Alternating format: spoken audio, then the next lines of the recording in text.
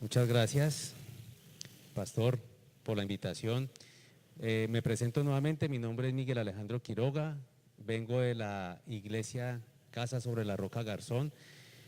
Hasta hace mes y medio fui director de TMT, entregué los muchachos y ahora recibí los muchachos de Ujieres, pero no, estos Ujieres son tremendos servidores, tanto allá en Garzón como acá en Florencia. Amén.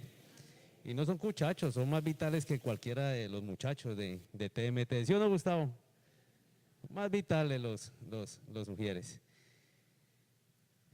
El Señor nos permitió estar acá junto con mi esposa y el miércoles antes de venir antes de saber que veníamos o que venía a dar la enseñanza el día de hoy, el Señor me regaló una palabra y la quiero compartir con ustedes en Números 11:23. Números 11:23.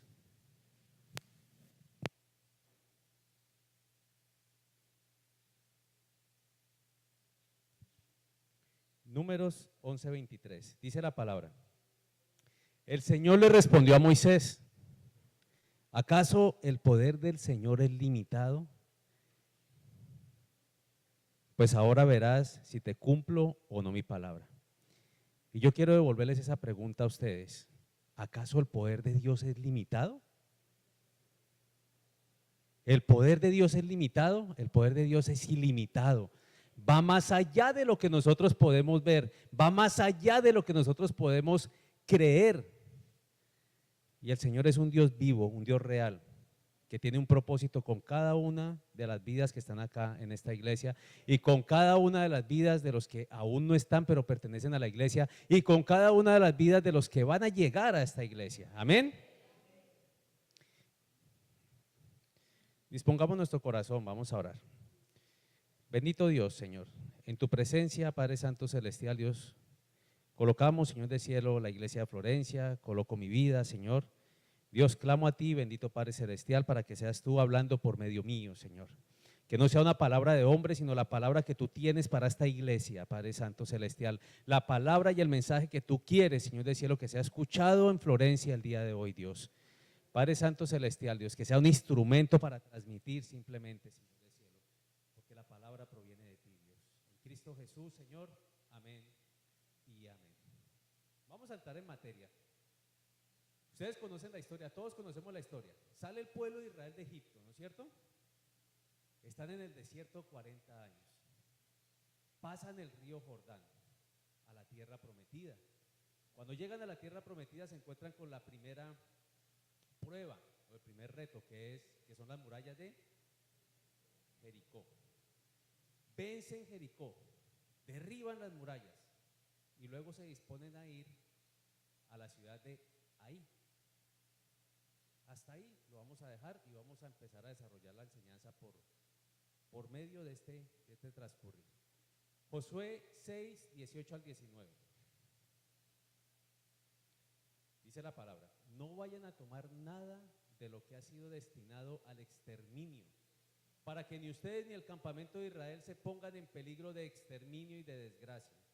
El oro y la plata y los utensilios de bronce y de hierro pertenecen al Señor. Colóquenlos en su tesoro.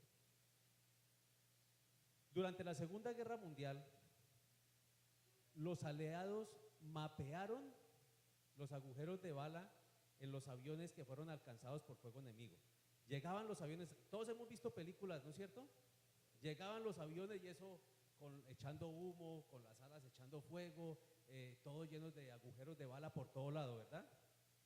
Entonces, ¿qué dijeron los aliados? Vamos a fortalecer esos aviones para que no lleguen en esas condiciones, vamos a fortalecer esos puntos, vamos a identificar esos puntos, esos agujeros de bala para fortalecer esos aviones, porque es que nos están llegando muy mal. Y llegaban esos aviones y se estrellaban cuando aterrizaban. Y los vamos a reforzar para que resistan más, decían los aliados. Su pensamiento inmediato era un pensamiento, pues lógico, ¿no? Fortalecerlos, fortalecer esos aviones, esas áreas. En teoría era una deducción como lógica, ¿no? Pues si están llegando mal es porque ahí es donde se están afectando esos aviones. Pero Abraham Wall, un matemático, llega y les dice, hey, vengan, señores aliados, los puntos rojos representan los daños en los aviones que están regresando de la guerra. Pero los que realmente debemos fortalecer y los puntos que realmente debemos fortalecer son los de los aviones que no volvieron. Porque si bien esos aviones están llegando destrozados, están llegando con la gente viva. Los otros destruidos, caídos. Todos los puntos que se tenían que tener en cuenta eran los que de los aviones, no, o sea, los que no tenían agujeros de bala ni los que llegaban en falencia, sino los que no volvían. Los que no volvían, porque esos eran los que estaban dejando soldados muertos. Y este fenómeno se llama sesgo de supervivencia, y así se llama la enseñanza del día de hoy, sesgo de supervivencia. Y este sesgo de supervivencia es cuando miramos las cosas que sobrevivieron, cuando deberíamos centrarnos en las cosas que no sobreviven. Es el error lógico de concentrarse en los supervivientes de un proceso y omitir a aquellos que no sobrevivieron, debido a una falta, debido a alguna falencia, debido a alguna debilidad, debido a algo. Este sesgo de supervivencia lleva a creencias excesivamente optimistas, porque se ignoran los fracasos que se tienen en el proceso. Un ejemplo más coloquial de sesgo de supervivencia en la actualidad, y estábamos buscándolo con mi esposa y llegamos a una conclusión, el guarapo. ¿Quiénes han tomado guarapo acá? ¿Ah? Delicioso, ¿no? Con limoncito, con hielo, eso entra sabroso. Ahora decían, allá en Garzón hay un señor que lo vende con jugo de uva. ¿Lo han tomado con jugo de uva? Eso es muy sabroso. ¿Cuál es la creencia de los estudios realizados por el dueño de la guarapería, por nuestros abuelos y hasta por nosotros mismos? ¿Que el guarapo qué? Levanta las defensas, ¿no es cierto? Es buenísimo para levantar defensas el guarapo. Y resulta y pasa que lo que hace el guarapo es subir el azúcar. Escuche esto, sube el azúcar y hace que las personas alteren los niveles de endorfinas. Entonces por eso la gente dice, uy, me tomé ese guarapo y estoy bien, me estoy recuperando. Pero en realidad está ignorando que el guarapo lo que le está haciendo es daño. Porque si usted tiene problemas de azúcar o si tiene algún problema que lo puede afectar frente a eso, por más que tome el guarapo, lo va a afectar. Entonces ignoramos, ¿no es cierto? Ignoramos que el guarapo puede hacernos daño en exceso, porque sube los niveles de azúcar. El pueblo de Israel, después de salir del desierto, después de haber vivido en desobediencia, después de haberse negado, después de haber criticado a quién, a Moisés, a Aarón, después de haberse rebelado contra Dios, hicieron un becerro de oro, después de no creer. Llega el momento de ser tan optimistas y no mirar esos fracasos pasados como una oportunidad de análisis para el presente. Y esa historia de esa época para nosotros debe ser una oportunidad de análisis para nuestro presente y para nuestro futuro, porque debemos aprender de los errores del pueblo de Israel, ¿no es cierto? De lo que nos enseña la palabra. Pero a veces omitimos eso y seguimos viviendo nuestras vidas con el sesgo de supervivencia. Y el pueblo de Israel omite todo lo que vivió. Y miren lo que dice Números 14, 26 al 35. El Señor les dijo a Moisés y a Aarón, ¿hasta cuándo ha de murmurar contra mí esta perversa comunidad? Ya he escuchado cómo se quejan contra mí los israelitas, así que diles de parte mía, juro por mí mismo que haré que se les cumplan sus deseos. Los cadáveres de todos ustedes quedarán tirados en el desierto. Ninguno de los censados mayores de 20 años que murmuraron contra mí tomará posesión de la tierra que les prometí. Solo entrarán en ella Caleb, hijo de Jefone, y Josué, hijo de Nun. También entrarán en la tierra los niños que ustedes dijeron que serían botín de guerra, y serán ellos los que gocen de la tierra que ustedes rechazaron. pero los cadáveres de todos ustedes quedarán tirados en el desierto. Durante 40 años los hijos de ustedes andarán errantes por el desierto, cargarán con esta infidelidad, hasta que el último de ustedes caiga muerto en el desierto. La exploración del país duró 40 días, así que ustedes sufrirán 1 año por cada día. 40 años llevarán a cuesta su maldad y sabrán lo que es tenerme por enemigo. Yo soy el Señor y cumpliré al pie de la letra todo lo que anuncié contra esta perversa comunidad, que se atrevió a desafiarme. En el desierto perecerán, morirán aquí mismo. Y el éxito aquí no es aprender cuántos entraron a la tierra prometida, sin tener en cuenta cuántos no entraron a la tierra prometida, ¿verdad? Porque es que los que no entraron, ¿por qué fue que no entraron? Por desobediencia. Ese es el sesgo que no debemos dejar pasar en nuestra vida, que debemos tener claro en nuestra vida, que la desobediencia trae consecuencias, que la desobediencia no nos permite entrar a la tierra prometida, que la desobediencia impide que nosotros avancemos espiritualmente, avancemos en nuestras relaciones, avancemos en nuestro hogar, en nuestro matrimonio, avancemos con nuestros hijos, avancemos en nuestro trabajo.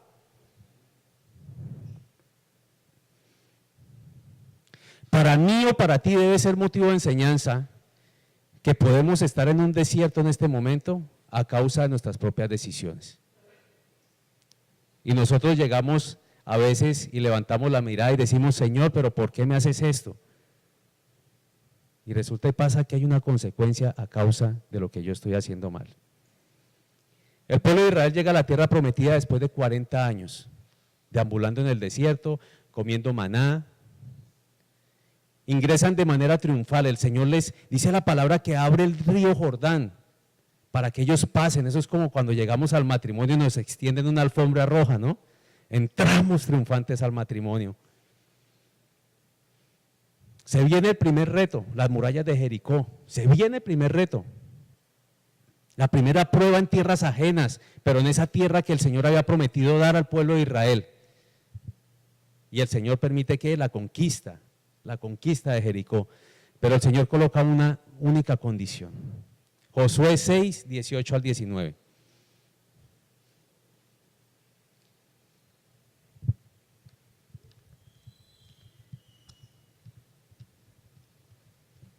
Dice la palabra: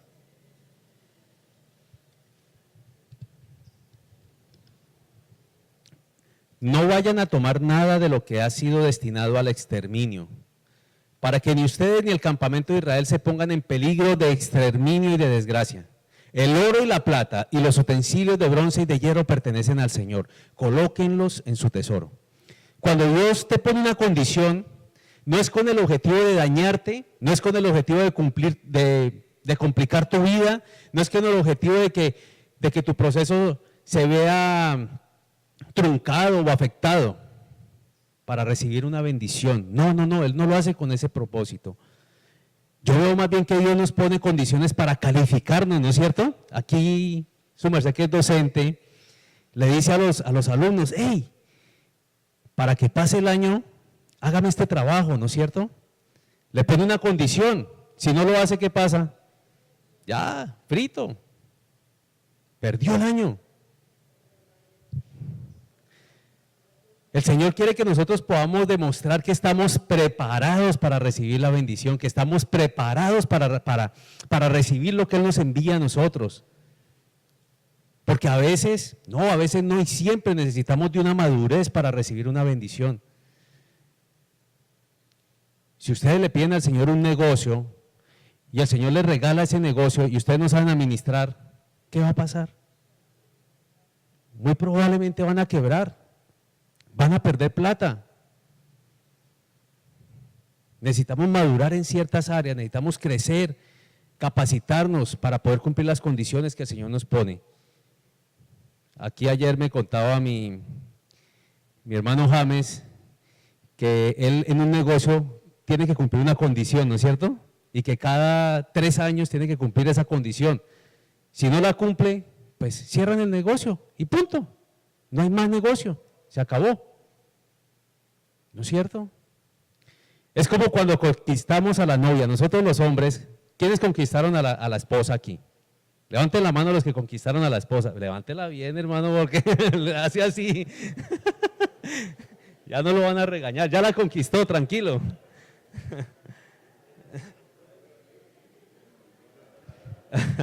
El siguiente paso es acercarnos a nuestro suegro, ¿no? Ya después de conquistada, porque uno conquista escondido, ¿no? Uno no va primero y dice, venga, suegro, quiero conquistar a su hija. No, uno conquista y ya va a la fija.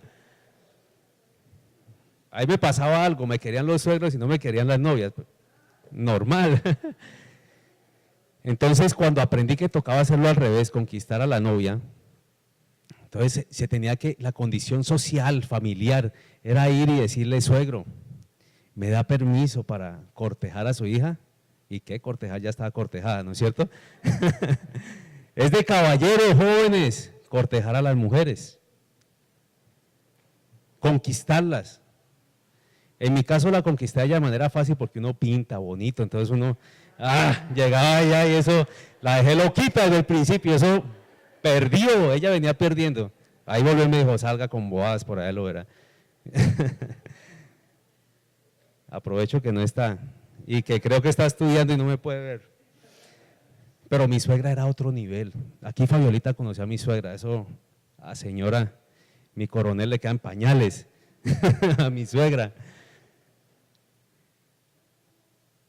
Fuera de que le habían dado malas referencias mías, le habían dicho muchas cosas de mi pasado, le habían dicho que yo era mala persona, que yo trataba mal a las mujeres, le habían dicho que las encerraba, una persona fue y les dijo que yo las encerraba, les echaba llave a la puerta y las dejaba ahí metidas. Sí, o sea, una cosa tremenda. Pues acercarme a mi suegra fue difícil y decirle, venga, doña Amparo, quiero cortejar a la niña de 28 años que ya tenía mi esposa, a la niñita. ¿Será que puedo? Entonces, una condición que debemos cumplir.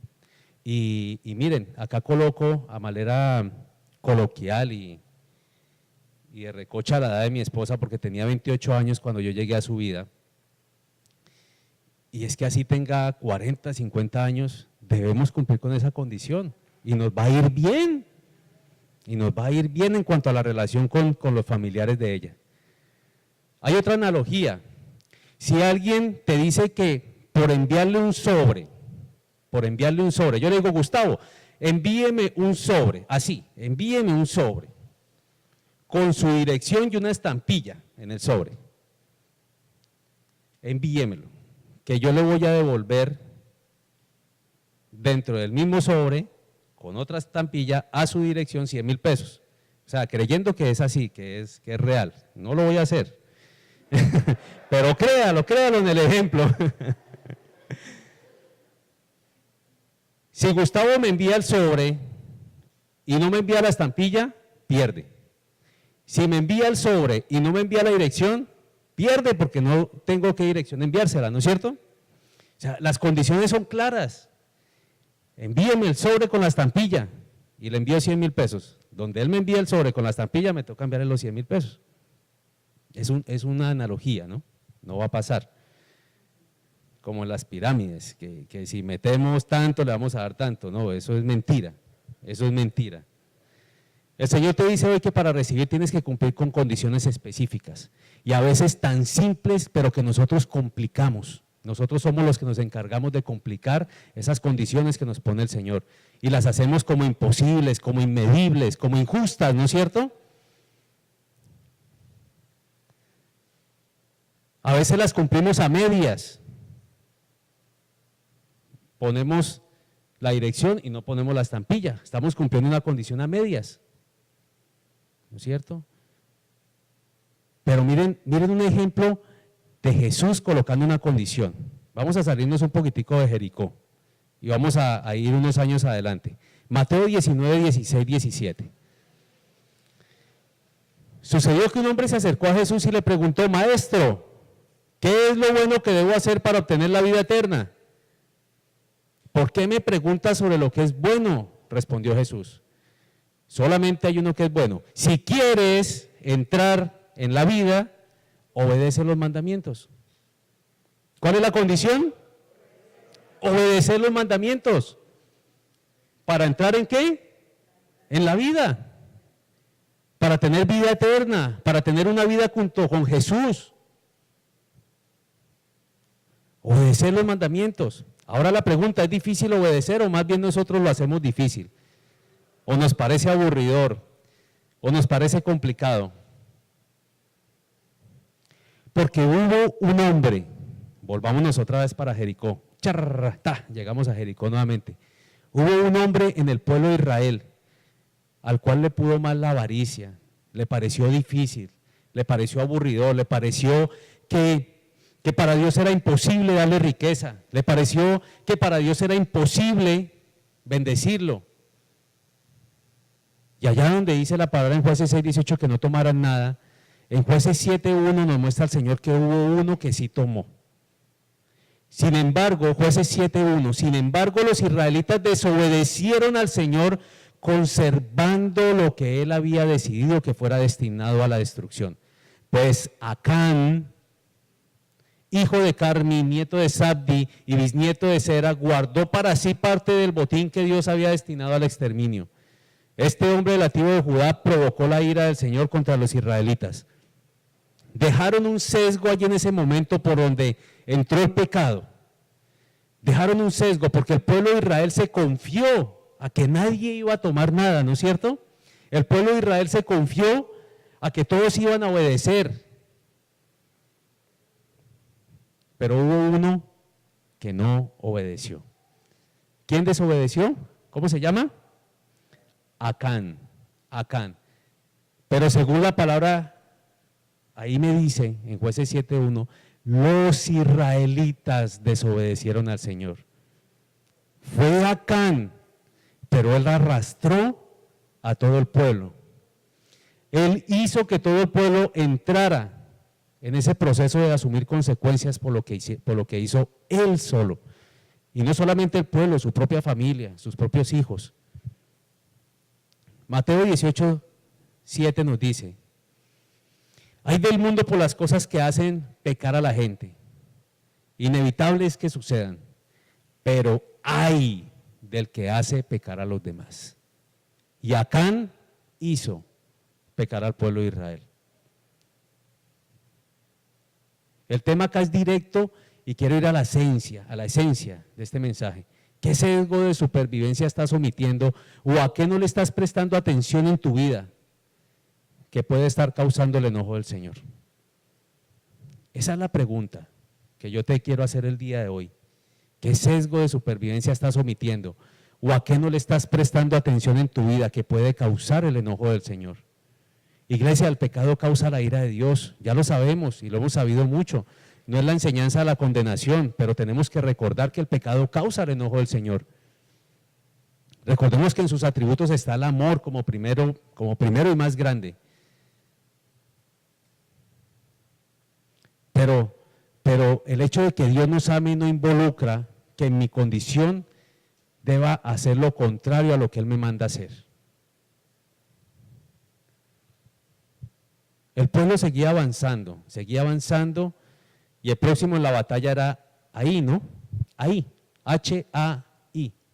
Ese era el pueblo de Ahí. Seguía Jericó, derrumbaron las murallas.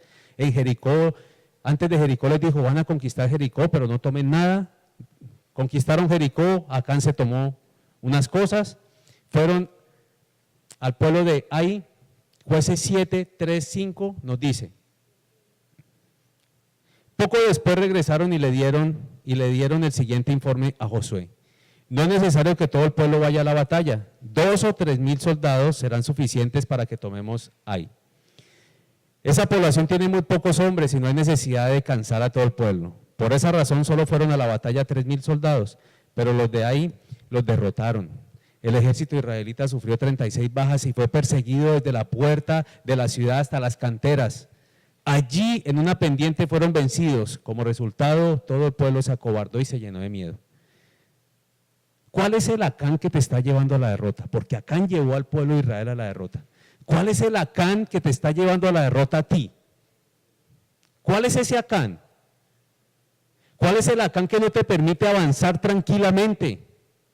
¿Cuál es ese Acán que te impide tener esa relación con Dios, que te impide tener una buena relación con tu familia, con tus hijos, con tu esposa, con quien sea.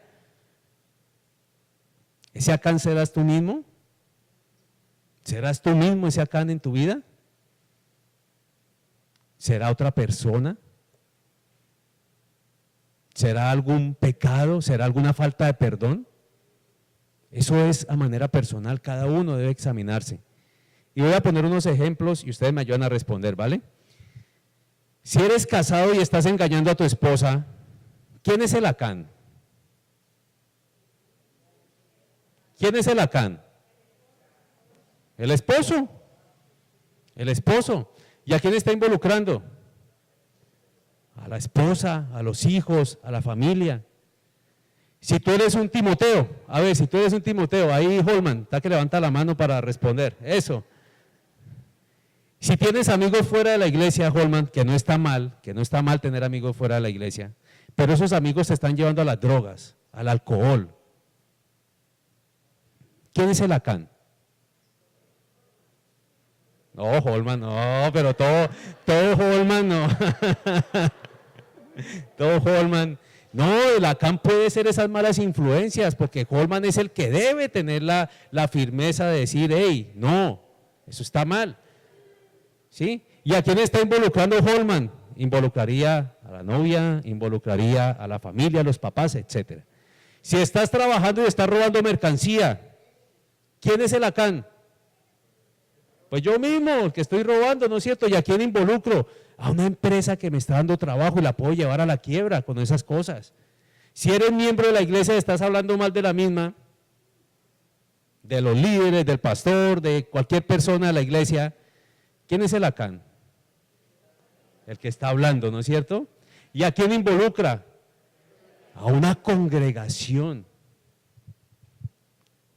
La invitación hoy es a que tú mismo puedas definir cuál es el Acán. Ya colocamos un ejemplo, ¿no es cierto? Unos ejemplos. ¿Cuál es tu Acán? Yo tenía un Acán muy marcado en mi vida, un pecado que no podía dejar y afectaba a mi familia, afectaba a mis hijos, afectaba a mi esposa. El viernes hablábamos con el pastor, yo llegaba y entraba, hoy en día soy ujier, y llegaba y entraba a la iglesia y no saludaba a nadie. Entraba orgulloso, prepotente, no me importaba. Aquí está mi pastor que se puede dar testimonio de que así fue. Ese era un Acán que tenía en mi vida, el orgullo, la prepotencia, la altivez. Y en la primera reunión que tuvimos con los ujieres, se me acercan, todos los ujieres, mejor dicho, todos se colocaron de acuerdo. Uy, es que ese señor, tal señor, no les voy a decir el nombre, tal señor entra a la iglesia, no saluda, le damos la mano, no nos mira, se sienta donde quiere. Yo les dije, así era yo. Oren, así como muchos de ustedes que están acá oraron por mí, y esperen que Él cambie. Él tendrá su Acán y tendrá que enfrentarse al Señor y tendrá que sufrir las consecuencias si no acepta el cambio. Pero nosotros, ¿qué debemos hacer? Lo que Dios nos enseñó a hacer, dar amor, recibir con amor, saludar así nos dejen el saludo en la boca. Hagámoslo, porque a eso nos mandó el Señor. ¿Qué no te está dejando avanzar? ¿Qué te impide crecer espiritualmente? ¿Qué te impide crecer? Miren, se afectan todas las áreas de la vida, las económicas, las sentimentales, todas, las espirituales. ¿Qué debes sacar a la luz antes de que el Señor lo saque? Porque la palabra es clara en decir que Él saca a la luz del mundo lo que se hace en lo oculto. Él lo va a hacer. Él lo hace. ¿Qué debe sacar? Aunque Josué simplemente había sido un involucrado, porque ya nos dimos cuenta que el que pecó fue Acán, que el que cometió, el que desobedeció fue Acán, eso generó en él vergüenza, temor, dolor, consternación. Y no sé si en este momento estás, vuelvo y lo repito, en tu vida, en un momento de temor, dolor, consternación, lo que sea, duda. Pero sí te puedo decir que la solución está allá mismo en la palabra, ahí mismo en la palabra. Josué 7:6. Ahí mismo en la palabra está la solución al problema o a la situación que estás viviendo.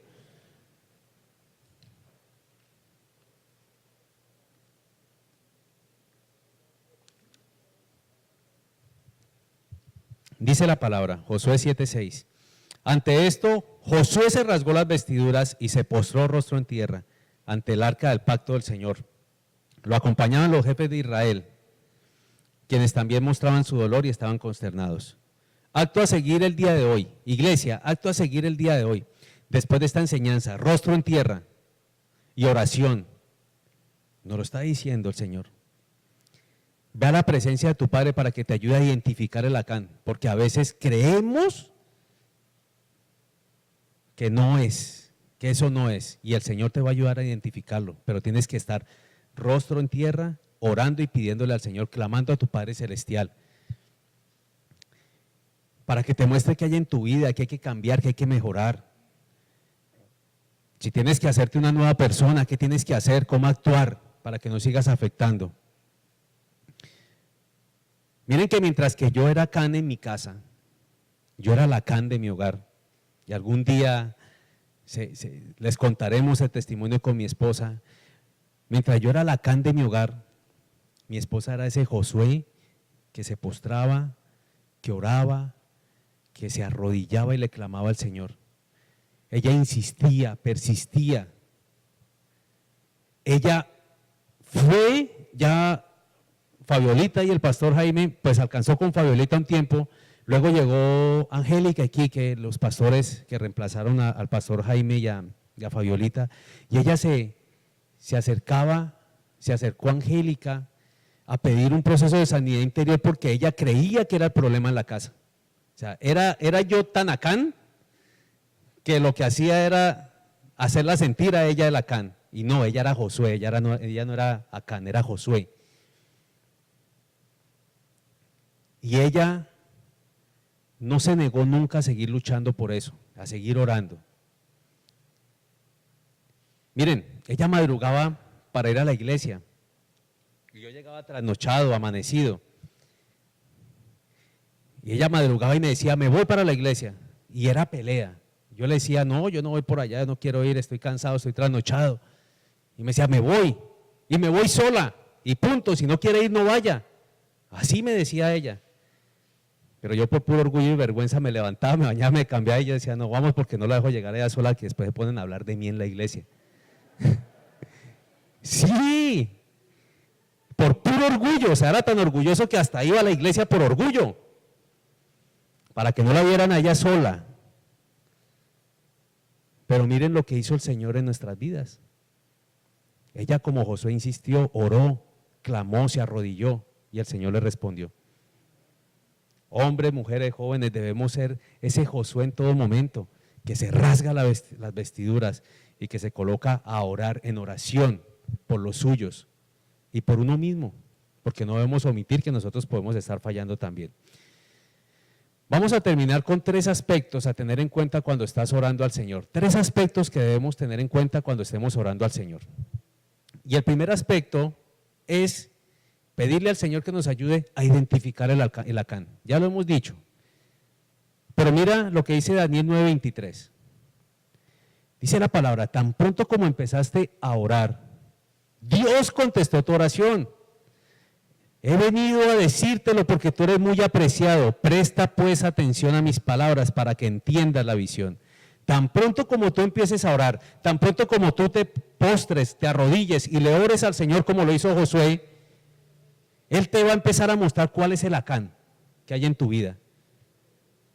Porque tú eres apreciado para Él. Él te ama a ti lo suficiente para decirte, hey, esto es lo que está afectando tu vida. Nosotros somos pecadores ocasionales, recordemos, ¿no es cierto? No somos pecadores que contumaces, dice en el curso de ADN, que vivimos pecando y pecando y pecando en lo mismo, girando en el mismo círculo porque le encontramos sabor. Y si de verdad hay alguien que le encuentra sabor así a girar en el mismo círculo, yo le invito a que se acerque al pastor, a sus líderes espirituales, porque primero Dios en oración y luego sus líderes espirituales los van a ayudar a poder identificar ese Acán y a poder sanar sus corazones. Amén. No es el hermano Sol, no es la vecina, no es la mamá, porque a veces uno dice, mamita, está pasando esto. No, es el Señor. La visión hoy no es más que la capacidad de ver con ojos espirituales cuál es ese Acán. Y no solo de ver, sino de tener la visión clara sobre lo que esperamos y queremos alcanzar al tomar decisiones frente a ese Acán. Y decisiones que debemos tomar de manera contundente, de manera clara, no a medias, porque la mediocridad no es de Dios. Segundo, proyectar una misión con M. Recordemos que la visión es global, porque es una declaración de aspiraciones futuras. ¿Cómo deseas que se vea tu futuro? ¿Cómo deseas que sea tu futuro? Pero para poder alcanzar la visión debemos tener ¿qué? Una misión. Y en otras palabras, después de identificar ese Acán, proyecta desde el mismo momento cómo vas a darle solución o cómo vas a actuar frente al mismo. Debemos ser radicales, el Señor quiere que tomemos decisiones radicales. Josué 7:13, levántate, purifica al pueblo, le dijo el Señor, después de que Josué se arrodilló a orar, se postró. Le dice el Señor, levántate, purifica al pueblo, diles que se consagren para presentarse ante ti mañana y que yo, el Señor, Dios de Israel, declaro, la destrucción está en medio de ti. Israel, no podrás resistir a tus enemigos hasta que hayas quitado el oprobio que está en el pueblo. Hasta que no hayan quitado, ¿qué? El Acán de sus vidas. Y eso mismo te dice el Señor hoy. ¿Quieres avanzar? Quita el Acán de tu vida. Porque no van a poder avanzar. Verán como si estuvieran avanzando, pero no van a poder avanzar mientras que esté arraigado, aferrado ese Acán en sus vidas.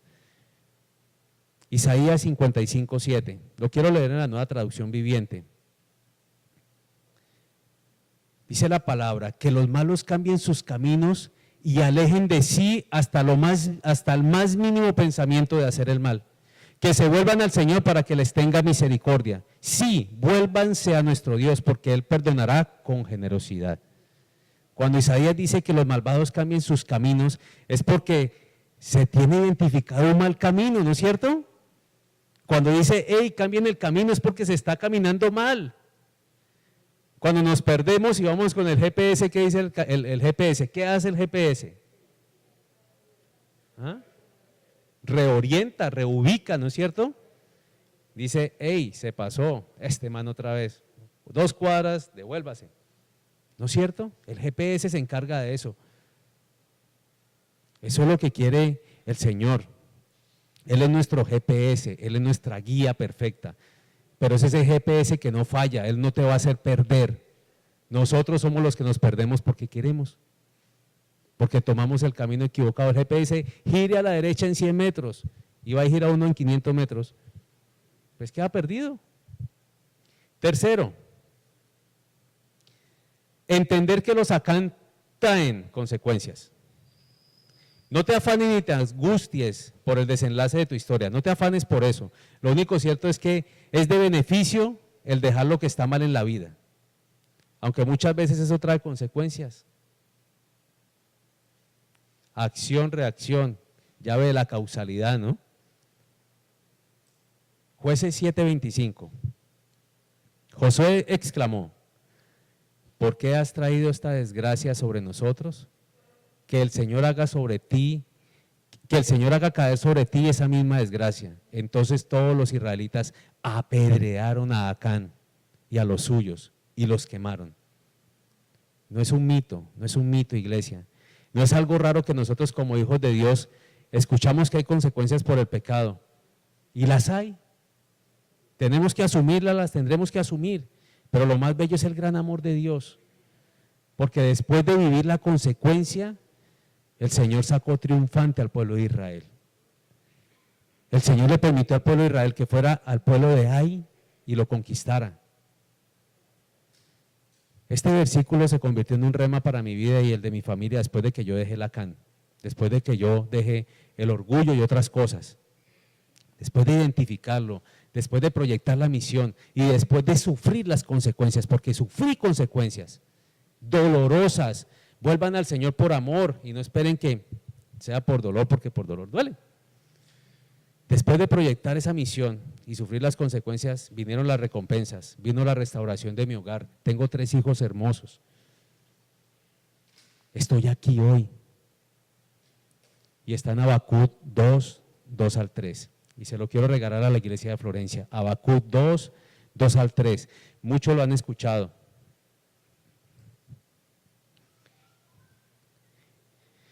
El título es La respuesta del Señor. La respuesta del Señor. Dice la palabra. El Señor me respondió, escribe la visión y haz que resalte claramente en las tablillas para que pueda leerse de corrido, pues la visión se realizará en el tiempo señalado. Marcha hacia su cumplimiento y no dejará de cumplirse. Aunque parezca tardar, espérala, porque sin falta vendrá. Amén. Lo vuelvo a leer. Y el Señor me respondió, escribe la visión y haz que resalte claramente en las tablillas para que pueda leerse de corrido, pues la visión se realizará en el tiempo señalado. Marcha hacia su cumplimiento y no dejará de cumplirse. Aunque parezca tardar, espérala, porque sin falta vendrá. Dios no es hombre, Dios no es hijo de hombre para decirte a ti mentiras. Si tú dejas tu Acán, la bendición viene. Y aunque parezca tardar esa bendición, vendrá, dice la palabra. El Señor va a cumplir, lo va a cumplir.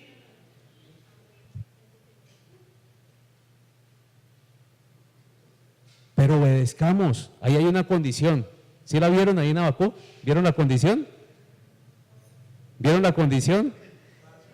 Escriban en tablillas y póngalas donde las puedan ver. Hola, y uno es…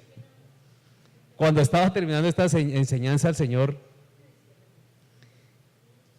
me decía, te estoy enviando a escribir la visión en una tablilla y que la pongas donde tú la puedas ver y leer de corrido constantemente. Ay, Dios mío, ¿qué hice? Conseguí una tablita de madecor, coloqué la visión, no la he pegado en la pared, pero la tengo donde la veo. Todos los días me levanto y veo la visión allí. Y aunque parezca tardar, sé que el Señor la va a cumplir. Amén. Josué 8, del 1 al 2.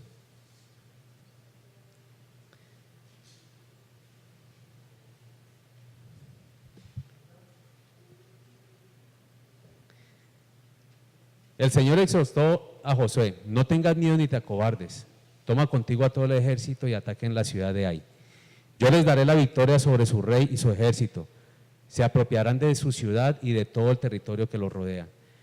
Tratarás a esta ciudad y a su rey como hiciste con Jericó y con su rey, sin embargo podrás quedarte con el botín de guerra y todo el ganado. Prepara una emboscada en la parte posterior de la ciudad. El Señor les dio la victoria. Y el Señor te quiere invitar hoy a que avances hacia la victoria. Pero para avanzar hacia la victoria debemos dejar el Acán, ¿no es cierto? Debemos sacar ese Acán de nuestras vidas y debemos confiar plenamente en que el Señor va a hacer y nos va a dar la victoria. Recuerden el sesgo de supervivencia, los aviones que no volvían eran los que debíamos haber tenido en cuenta. Y nosotros lo que debemos tener en cuenta es ese Acán para fortalecernos espiritualmente y sacarlo de nuestra vida y para poder volver al Señor en victoria. Amén. Un fuerte aplauso para el Señor, vamos a orar.